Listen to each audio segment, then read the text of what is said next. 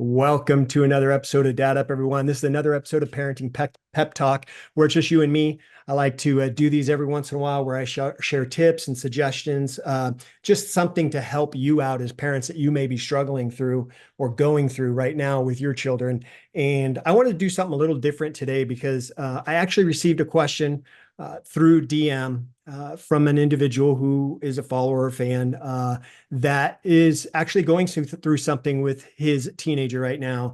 And I thought it'd be a great idea to not only answer his question, but also provide it as a suggestions and tips for you guys in a Parenting Pep Talk episode. So let me just dive right in. This is a question that came to me about a week ago. It says, "Hey, Dad Up. Hoping you can provide some suggestions. My son Tyler is 13. 13 is a tough year. I thought my son and I had a great relationship. However, it feels like I've lost my connection with him. How can I regain a deep connection with Tyler? Any tips? Thanks. Love what you're doing. Mike R. Marietta, Ohio." All right, Mike, let me see if I can help you out here. And while I'm doing that, I'll see if I can provide some tips and suggestions. Maybe there's other parents that might be going through something similar. That's a great question. Teenage years are tough. And, I went through them with my boys. And yeah, they're a struggle to really find that connection with them. But the first thing you need to understand is you have to build that connection, that bond with them as they grow old, as they're growing up through their toddler and early teenage years, right?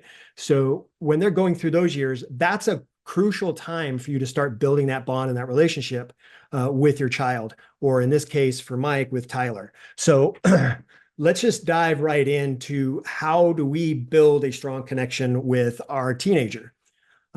It's very challenging, but as parents, it's crucial to maintain a strong bond with our teenager, as this connection plays a vital role in their emotional well-being, development, and overall happiness.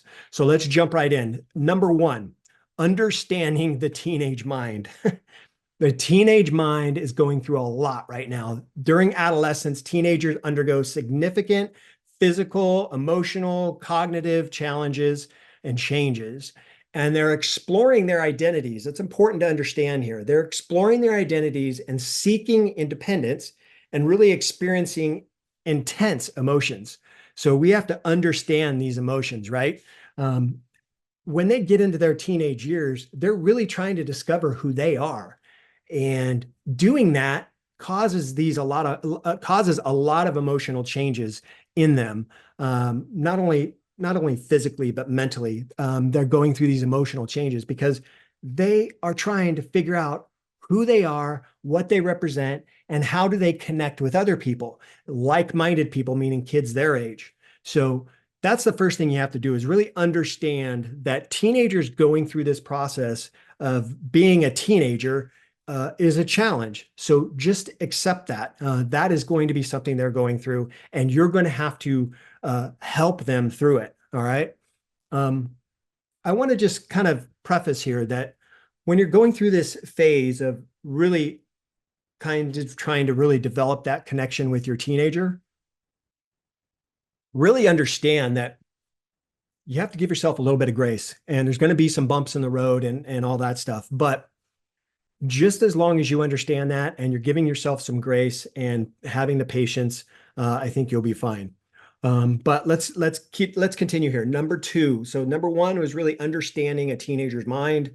Number two, and this goes on throughout their entire life, but it's super important while they're going through their teenage years, but that's active listening and effective communication. What do I mean by that? Well, it's important to practice genuine interest in their lives, their thoughts, and their concerns. Encourage an open, honest communication by not only creating a safe and non-judgmental space for them, but avoid interrupting them and dismissing their feelings. That's super important. And instead, validate their experiences. So, number one, they have to understand that they can come to you and talk to you in a safe environment, and there's not going to be any judgment against them.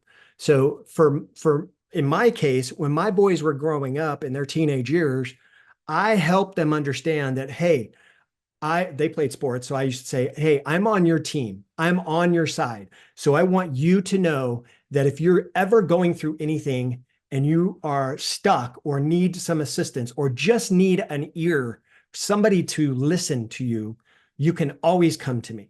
My door is always open. I'm on your team. I will help you through it the best I know how. So my wife and I really hit that home with them as they were growing up. So when they went through their teenage years, they knew that they could trust us and come to us when they're struggling with something, even if it was something that they made a mistake in or messed up in. I used to tell my boys, hey, you know what? If you've messed up on something, please come talk to me. Let's try to work through it. I can't say that I won't be disappointed, but I'm not going to get mad. I still love you, and I will help you get through it because you and I are on the same team. That was what I did with my boys.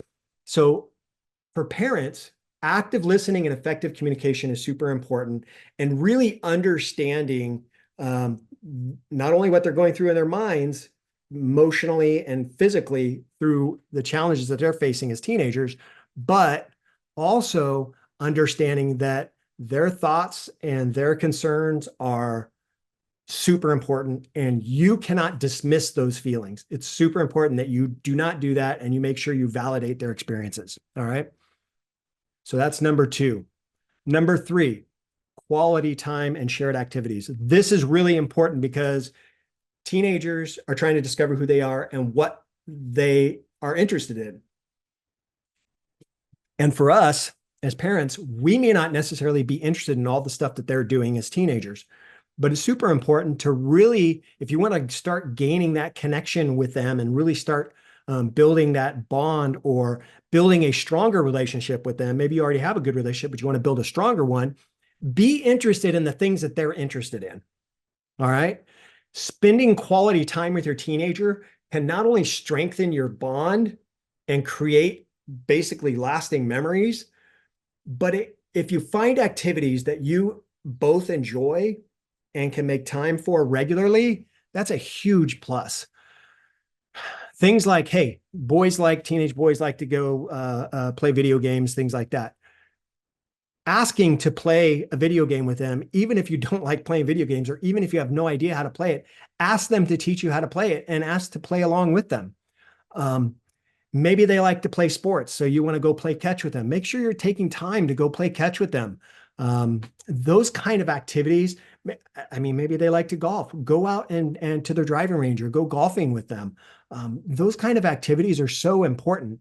That may not be something you're interested in, but if you show genuine interest in the things that they're interested in, trust me, they're going to appreciate it, and they're going to realize that, hey, my dad's pretty cool, likes to hang out with me and respects what I do. So that goes a long way. All right. So that's number three, quality time and shared activities. Really, really important. So let me recap. Number one, understanding the teenage minds. Number two, make sure you're actively listening and you're being effective in your communication. And number three, quality time and those shared activities. So number four, this goes a long ways. This goes both ways in number four, respect and trust. You both have to have an equal respect and trust for each other. Building a deep connection requires mutual respect and trust. Respect your teenagers' opinions, even if you disagree. That's super important. You have to respect their opinions, even if you disagree. Involve them in not only decision-making processes, but show them that their input is valid. So that will help build that trust, right? And then avoid excessively controlling or micromanaging them, as that can really hinder their development and their development of trust. So really, really understand that mutual trust and respect is super important. And you have to make sure that you're respecting your teenagers' opinions and values, even if you disagree with them. All right. And involving them in the decision-making process is super. I mean, it's really cool. They really get into it when you do that kind of stuff with them. So that helps them build that trust. Sorry, I'm super thirsty. Drinking a lot of water because I'm running a lot. So I got to drink a lot of water. All right. So number 4 was respect and trust. Number 5, last but not least, empathy and emotional support. So what do I mean by that? Adolescence can be challenging time for emotional phase that they're going through, right? It can be a very challenging time for them. So you have to show them some empathy and really provide emotional support for your teenager, validating their feelings, like I've talked about before, offering guidance and helping them navigate through not only difficult situations, but even maybe situations that are not really sure how to handle. They need to feel safe coming to you, as I had mentioned before, in active listening and effective communication. So really understanding and showing them empathy and providing that support, that emotional support by validating their feelings is really important.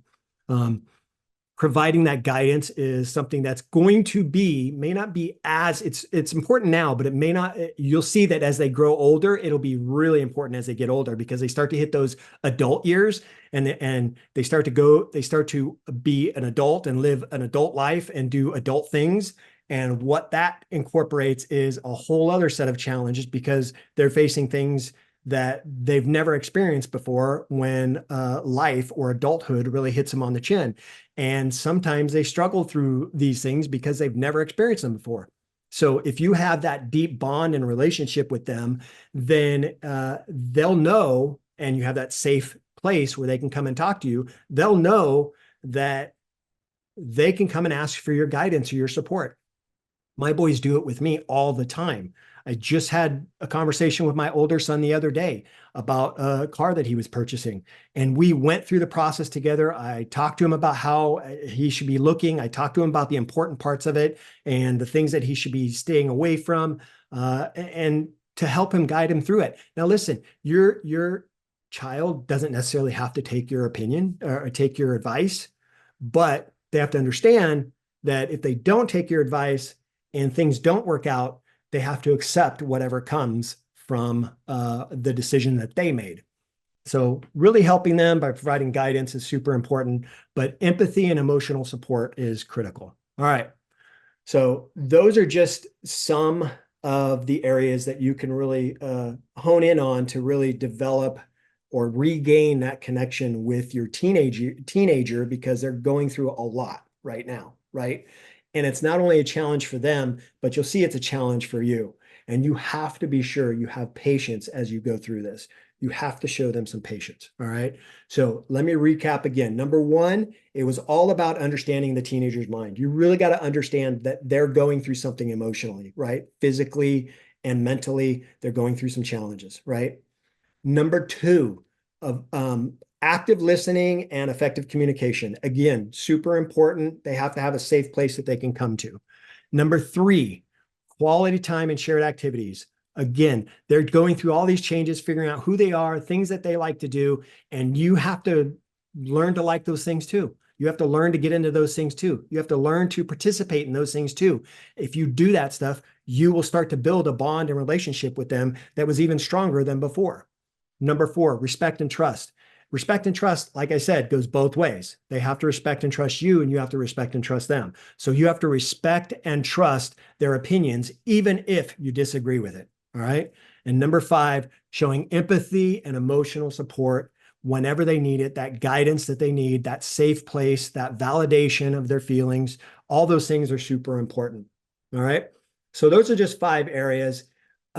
Building a deep connection with your teenager is a journey that requires patience, like I said, understanding, and effort. By practicing active listening, effective communication, spending quality time, and providing that emotional support, you can not only create a stronger and lasting bond with your teenager, but you'll build that love with them as well. And remember, your teenage years, the teenage years are precious time for growth and self-discovery. And your role as a parent is crucial in helping them navigate this transformational stage of life that they are going through. So, Mike, our I hope those are just some help, some suggestions and tips that would help you out with your boy, Tyler. I know it's a struggle right now that you're going through, but that's okay. You'll get through it. He'll get through it. You guys will be fine. But for you parents out there, this was just a general conversation about, how do I build that connection with my teenager?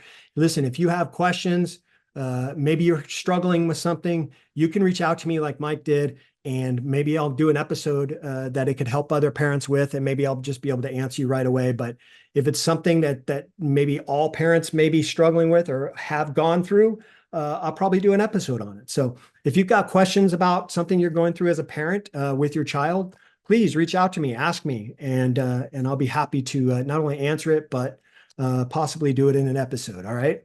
So if you're not subscribed yet to my show, please make sure you do that so you don't miss my guests that I have on all the time and these parenting pep talks that I do all the time. And I hope you guys get a lot out of this. I hope you guys took some notes. And as I said just a few minutes ago, if you want to reach out to me, please send me a DM on Instagram. It's the best place to do that. And let me know what I can help you with. I'd be happy to do that. But as always, I look forward to seeing you all on the next episode of Dad Up Parenting Pep Talk. Wow, another amazing episode in the books. So much was shared, and I'm truly grateful my guest was able to pour into you to help you elevate your dad game and really dad up. Make sure you bang that subscribe button so you don't miss a single episode. And while you're here, please don't forget to leave me a rating and a review. I always appreciate the feedback. And one last thing, don't forget, your role as a dad is one of the most important roles you have. So if you need a little help or have questions, don't hesitate to reach out to me on my website at daduptribe.com or at my Instagram page at daduppodcast. Until next time, everyone, dad up.